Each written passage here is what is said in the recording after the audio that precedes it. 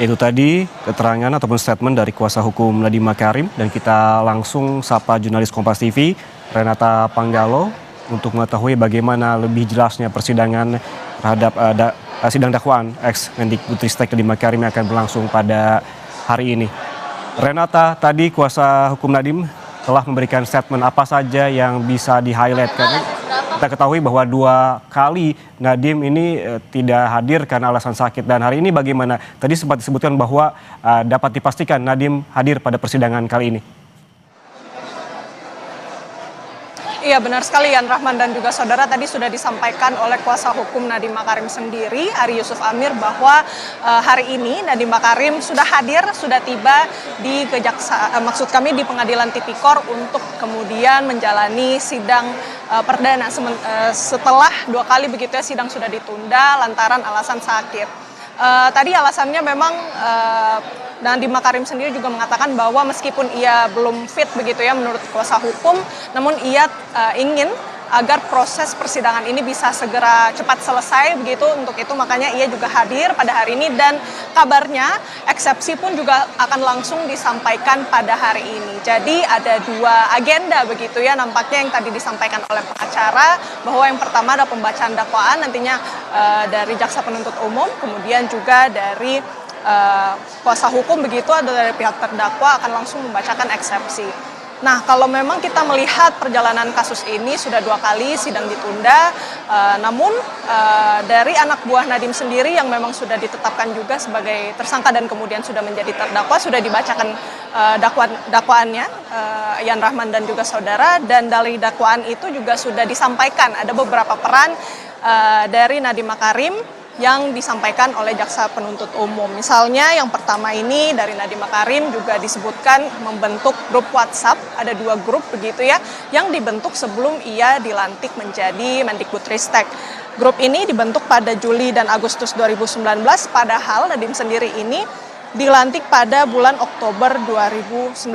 Jaksa mengatakan anggota grup WA itu adalah teman-teman Nadiem, termasuk juga yang sekarang ini menjadi buron yaitu Juristan, kemudian juga ada Fiona Handayani dan Najila Shihab. Peran lainnya kemudian Yan Rahman dan juga saudara, ia mengadakan Zoom meeting yang tidak lazim begitu, yang dimana Zoom meeting ini dilaksanakan pada 6 Mei 2020, dan jaksa mengatakan semua peserta rapat itu harus menggunakan headset atau setidaknya berada di ruangan tertutup. Dan pada rapat itu pula jaksa mengatakan Nadiem Makarim ini menyebutkan atau menyampaikan go ahead with Chromebook, yang berarti silakan gitu ya untuk melanjutkan proyek atau program Chromebook ini. Dan padahal menurut jaksa ini pemilihan Chromebook untuk program digitalisasi pendidikan tidak berdasarkan identifikasi kebutuhan dan juga pernah gagal saat digunakan pada tahun 2018. Kemudian juga disebutkan oleh jaksa dalam dakwaan anak buah Nadiem begitu, bahwa Nadiem Makarim mencopot 2 anak buah yang beda pendapat soal pengadaan laptop Chromebook, yaitu pejabat eselon 2 di Kementerian Kemendikbudristek. Kemudian yang terakhir dalam dakwaan yang sudah pernah disampaikan oleh jaksa, Nadiem ini disebutkan sudah menerima 809 miliar rupiah. Tentunya ini kita masih harus pastikan dulu, dan kita lihat nantinya apakah memang dakwaan yang disebutkan pada saat sidang untuk pembacaan dakwaan untuk anak buah dari Nadiem Makarim ini akan sama begitu atau senada dengan dakwaan yang akan dibacakan oleh jaksa untuk terdakwa Nadiem Makarim pada hari ini. Yan Rahman. Renata, tadi Ari Yusuf Amir, kuasa hukum Nadiem, sempat memberikan statement bahwa berterima kasih terhadap beberapa tokoh yang hadir dalam persidangan hari ini. Berdasarkan dari keterangan kuasa hukum Nadiem ini, sebetulnya siapa saja tokoh yang hadir dalam sidang hari ini? Siapa yang sudah datang dan siapa ya kira-kira yang akan datang? Iya, Yan Rahman, kalau yang kami perhatikan memang sejak pagi kami pantau ada beberapa tokoh yang datang ini khususnya dari sektor kesenian begitu ya, atau industri kreatif. Misalnya ada Mira Lesmana, kemudian ada Riri Risa, kemudian ada Yayang Esnur. Beberapa tokoh ini saya pantau sudah datang sejak pagi begitu ya, dan juga bertemu dengan istri Nadiem Makarim yaitu Franka Makarim, yang juga berinteraksi dan sepertinya memberikan dukungan begitu ya, memberikan moral support untuk keluarga, namun kami masih ingin menggali lagi mengenai siapa-siapa saja lagi tokoh yang akan datang, tapi dari pantauan kami hingga saat ini ada 3 tokoh tersebut dan juga di luar, Yan Rahman dan juga saudara, ada beberapa driver atau pengemudi ojek online, dalam hal ini adalah Gojek, yang nampaknya juga memberikan support begitu ya kepada Nadiem Makarim yang akan menjalani sidang dakwaan pada hari ini.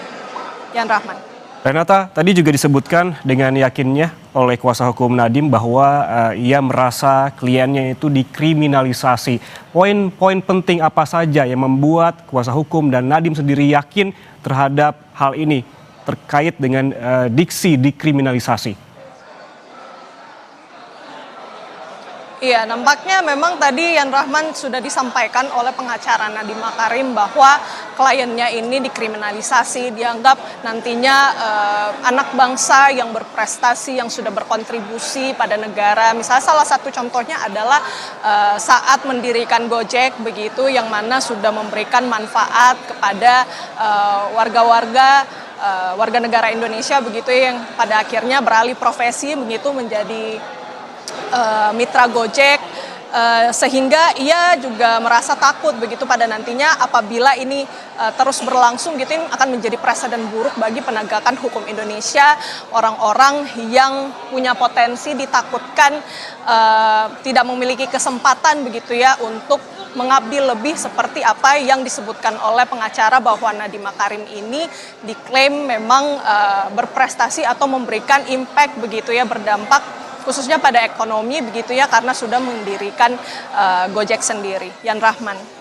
Baik, terima kasih jurnalis Kompas TV Renata Panggalo atas informasi lengkapnya dari Pengadilan Tipikor Jakarta. Selamat bertugas kembali.